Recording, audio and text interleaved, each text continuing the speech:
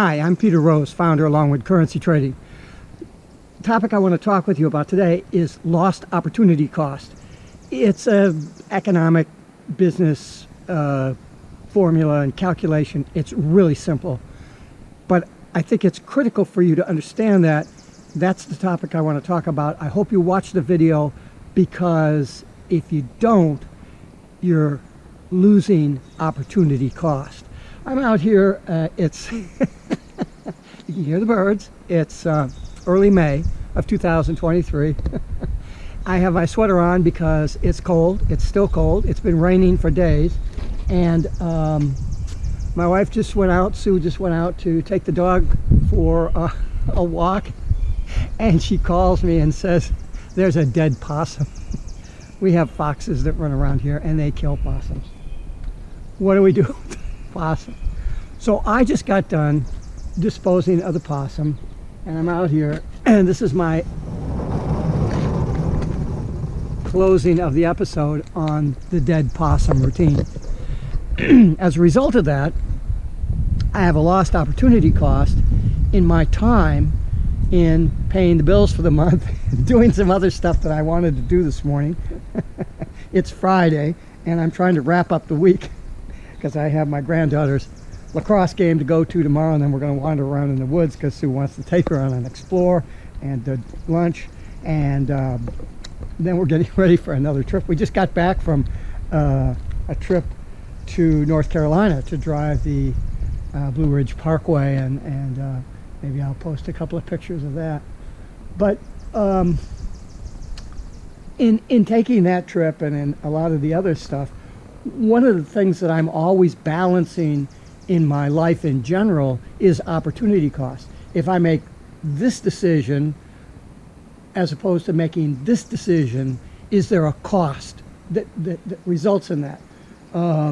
If I go to bed early, then I miss this movie that's going to be on, regular TV. You don't get to stream it or watch it. So there's an opportunity cost there. I go to bed because I'm tired and I'm sleepy and I need to get up early in the morning. So I need to get to bed and sleep. But if I do that, then I miss this movie. So by going to bed early, I've lost opportunity cost. But you could balance that and flip it around and say, if I stay up to see the movie, I'm going to be exhausted in the morning. So there's a calculation that business management folks do in looking at all the decisions that they make in their business. And look, we are a business as retail traders in currency trading.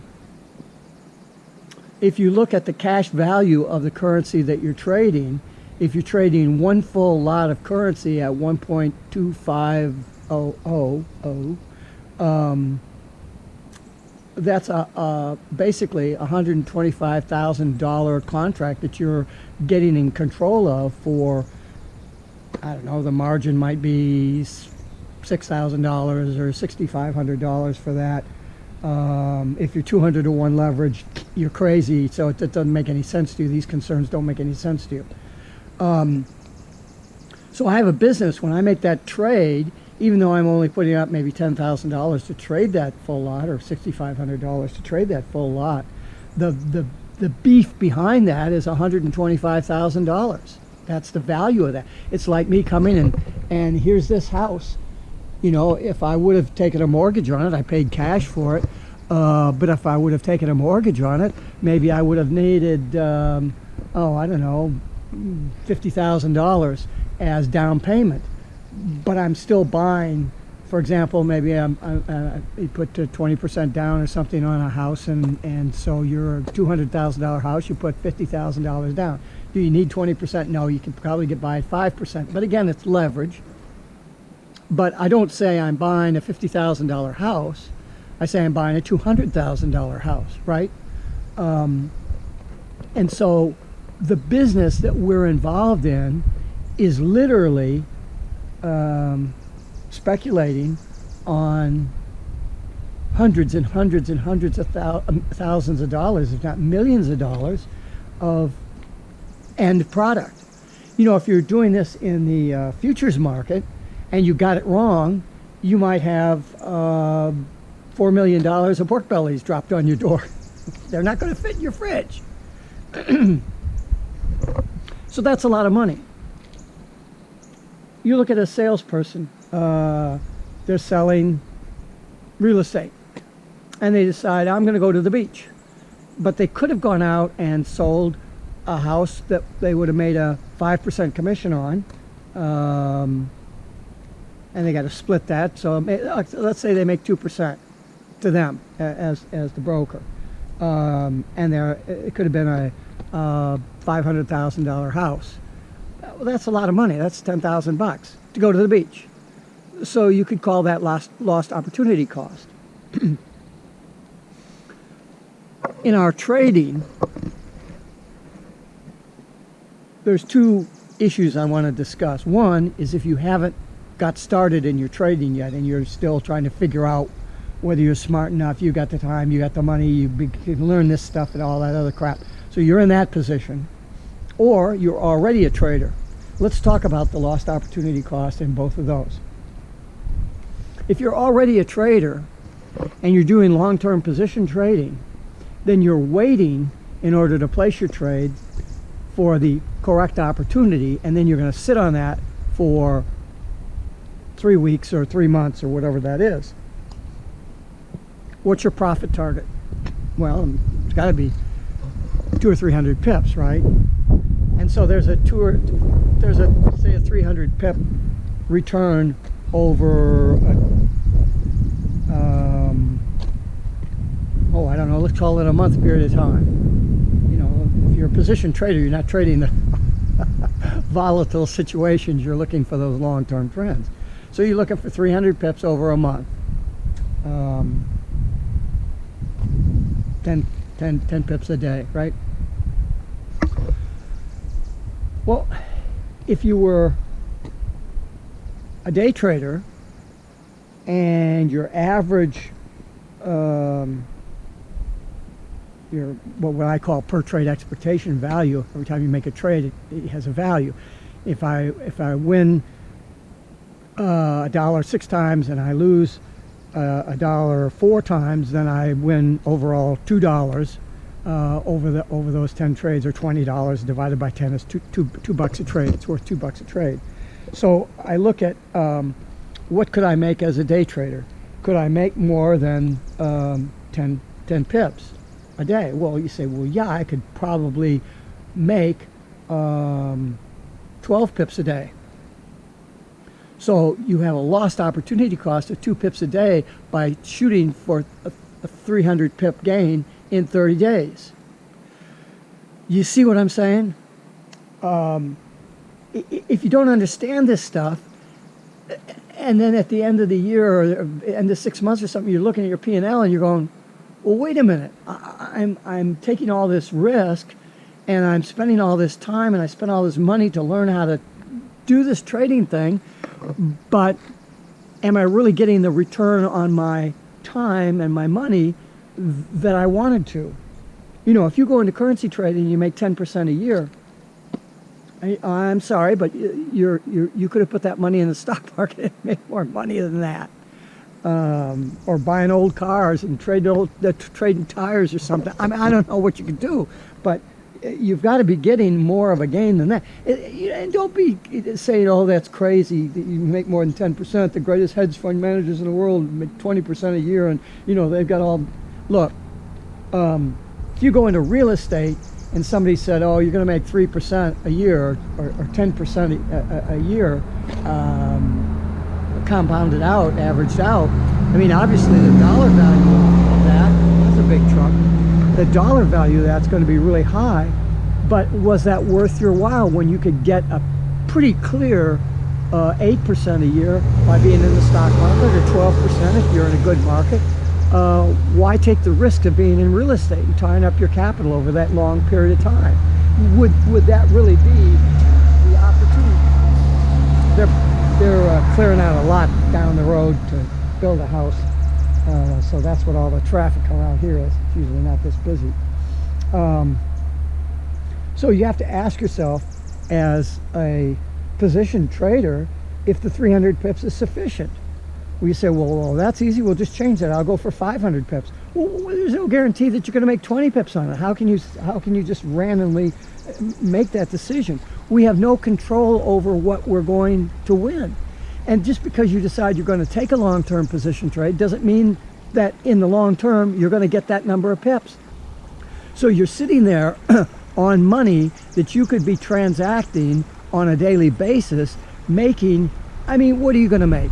If you're in the currency market, you ought to be somewhere in the 60-40 range as a minimal characteristic. And if you do the math, 60-40 is about the base of where you want to be in order to make enough money after all the shit clears to have it worth your while.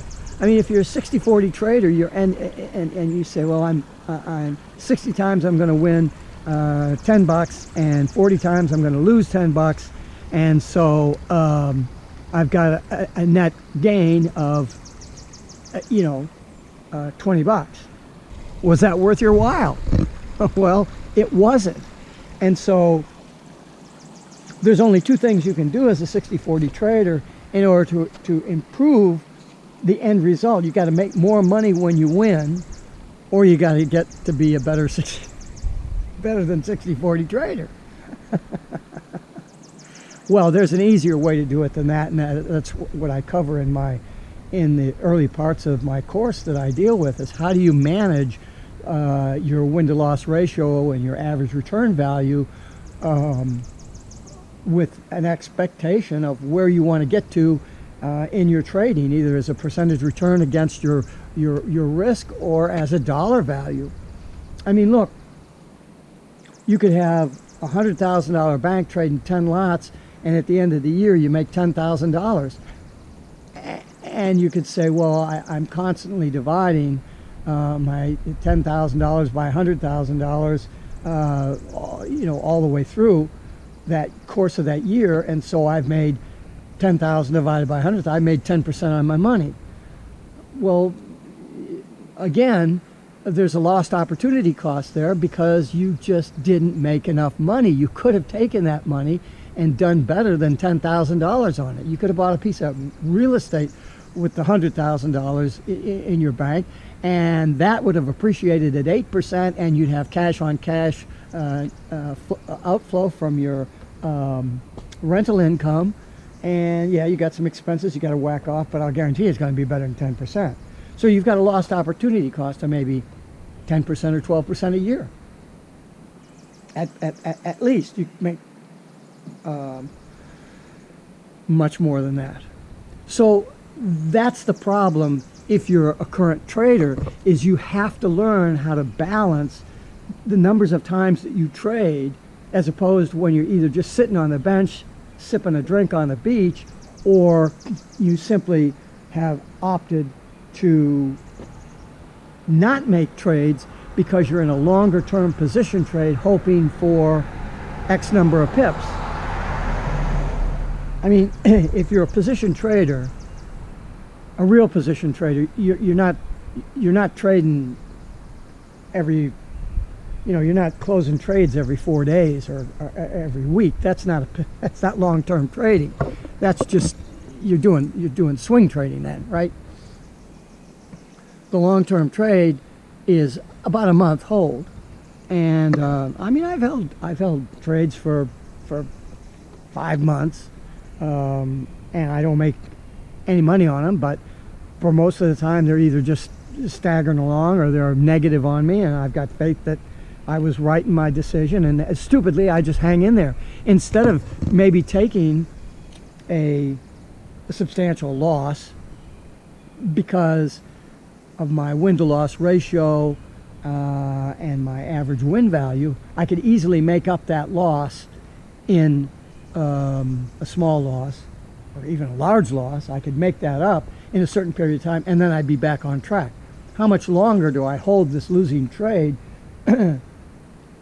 for what kind of gain? Because all of a sudden when the thing goes into profit, I go, oh my God, I've held this thing for 60 days and now I'm going to make $4,000 profit, and I'll take that. Well, yeah, but my bank was maybe $200,000 to do that. I'm dividing 200,000 into 4,000. I'm not getting paid for my time. That's lost opportunity cost. Okay, let's go to the next scenario where you haven't got into trading yet. You're thinking about it.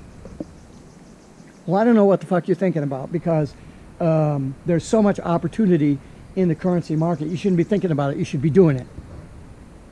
If you go to my website, Longwood Currency Trading, at longwoodcurrencytrading.com,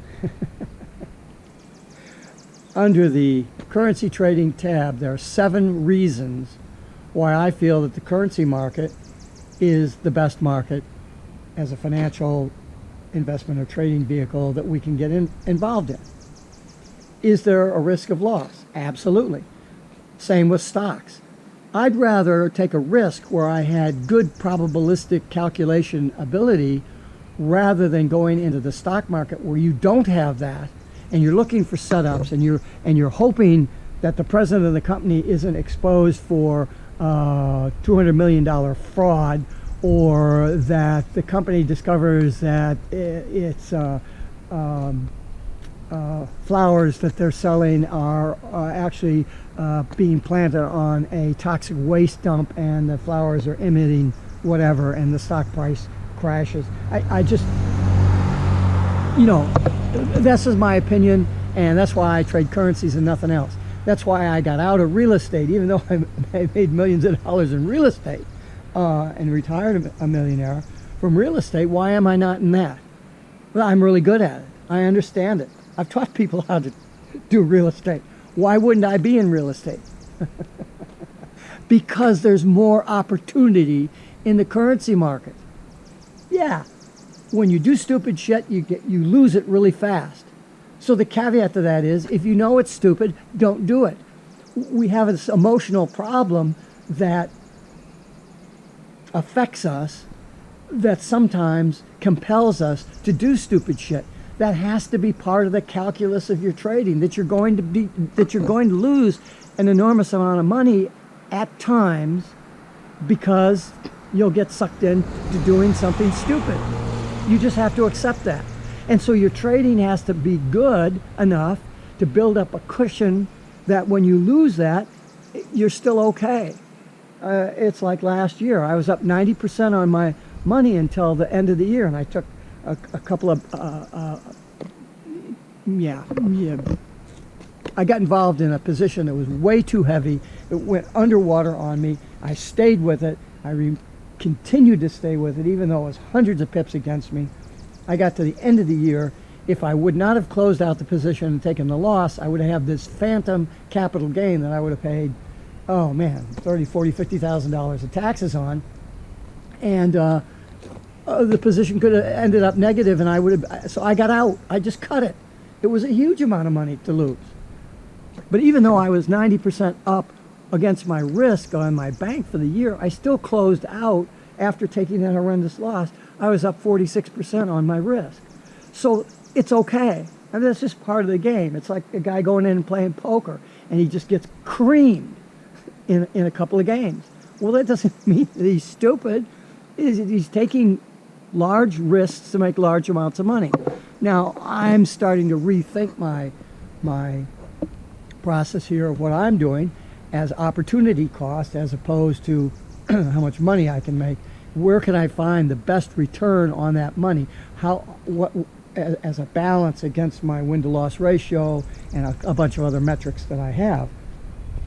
Reestablishing that and reworking my trading plan a little bit to make sure that, because it's different.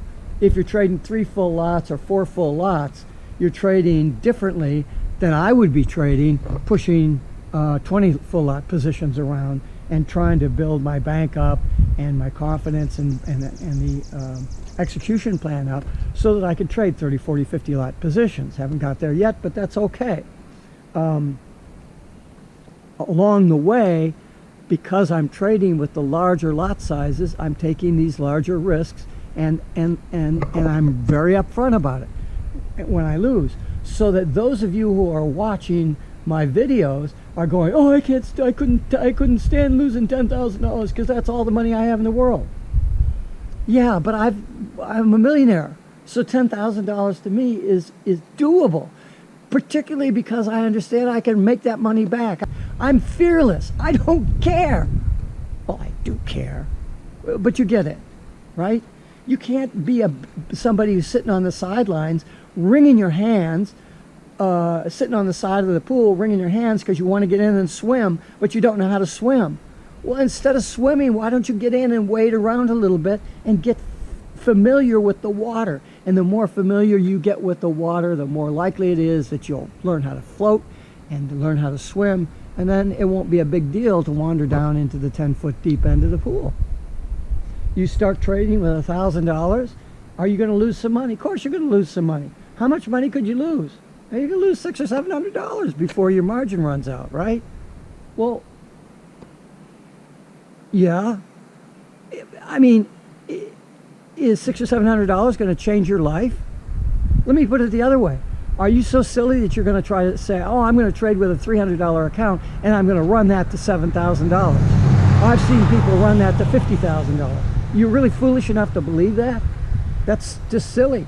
Because the $2,000 or $3,000 based on the 300 isn't going to change your life. Big deal. You ran 300 to 7,000. Try to take $300,000 and run it to 7 million because the percentages are the same. So don't be stupid. You're worrying about things that you shouldn't worry about. And the reason for that is you're watching these guys on these videos and they don't know how to teach. They're making good money. Some of them are just lucky. You know, oh, it's the Bollinger Band and the RSI crossing, blah, blah, blah, blah, blah, and that's how I made my money. No, it isn't. No, it isn't. I'm sorry, but no, it isn't. If you have not started to trade yet and you're sitting on the sidelines, wringing your hands, you best not be thinking about currency trading because you are more fearful than you have of a desire to learn the skill or to pay somebody the money to teach them. No, do you really think that somebody who's offering you a $500 course that 9,000 people are going to buy is going to help you? Do you really think that that's going to work? Do you really think that paying somebody a couple of $1,000s for a course and you got hundreds of people buying that course at a couple of $1,000 and it's an online course where you checking boxes and watching all these videos and things, do you think that's going to do you any good? Do you think spending $1,000 or $2,000 on a course or $500 on a course it's going to teach you what a pip is and how to size your bank and how to traverse your thought process along a moving average line and what a Bollinger Band is? Do you really think that's trading? Do you really think you're getting value? Well, all I can do is afford $500 and if you want to read that shit, go to babypips.com. That'll teach you everything that you need to know. Will you know how to be able to trade? No, you won't learn how to trade. Could you read a book on neurosurgery, 1,000 books on neurosurgery, and learn how to be a neurosurgeon? No, because you're going to be too afraid when you go for that first cut, because you haven't worked on a cadaver yet. Look, find somebody out there, and there's a lot of folks out there that are really, really great traders and great communicators, and they're really wanting to help you, and they're not going to teach you the stupid shit. Find somebody that you can trust that has your interests in mind, and pay them whatever they want, and learn how to do this, and balance the cost of your education against the future profits of what you're going to be able to earn. Look, if you're only looking to make $5,000 a year from your trading, or you think taking $300 and turning it to $3,000 and doing that, you know, 2 or 3 times a year is going to change your life, then you don't want to pay somebody like me the fees that I charge to learn how to do that. I'm not interested in teaching you how to trade to do that because it's not realistic. I've got a degree in physics, almost a minor in math, a 40 years investment in real estate, retired a millionaire, I was a software engineer for 33 years. I've been involved in karate, teaching karate and martial arts for over 50 years. I didn't just fall off the back of the truck and get lucky at 200 to 1 and learn how to do this stuff. And there's other folks out there that have equal stories and are equally competent. Now, if they're competent and they were able to do it, but they're unable to teach you how to do it, well, that's a whole other problem that you've got to figure out. Can the person who did what you want to do teach you how to do it? It doesn't make any difference if they made $30 million. Can they teach you how to make $30,000? How much money do you want to make? You want to make $10,000 a year, or would you like to replace your job income? And it doesn't matter whether your job income is $30,000 or $100,000. It doesn't, because you can make that. You can make that money. It's just dependent on the size of the bank, your win-to-loss ratio, and your skill, and your confidence in yourself. And so you're sitting on the sidelines. What are you doing? Playing video games and wishing that you could trade currencies? You're reading all these books and you're asking all these questions of yourself as to, oh, do I have what it takes? Can I do this? Can I do that? Find somebody that knows the stuff and ask them to help you. I mean, I help folks all the time. I get quite a few of you. Thank you very much for sending me emails. I love communicating with you. I'm sorry that I can't help you learn how to trade. All I can do is answer your questions for you. That's a big step for you if you're able then to put all the disparate pieces of information together and go off and do it. And I've got a lot of folks that you know, that write me back and they go, hey, that was pretty good advice. You know, that helped me. But if you don't have that ability, if you need somebody to teach you, then you're going to have to take a course. I'm not pitching my courses because I'm not interested in spending my days trying to drag people across the finish line. I don't sell courses. I don't sell my consulting services. They're expensive and they're only for somebody who's really serious about making $30,000, $40,000, $50,000 a year. Or, you know, trying to see if they could make $1 million from their trading. But if you don't try, you have a lost opportunity cost. Don't close out your life saying, oh, I shoulda. That's a lost opportunity cost. Peter Rose, Longwood Currency Trading. Have a great day and have a great trading day.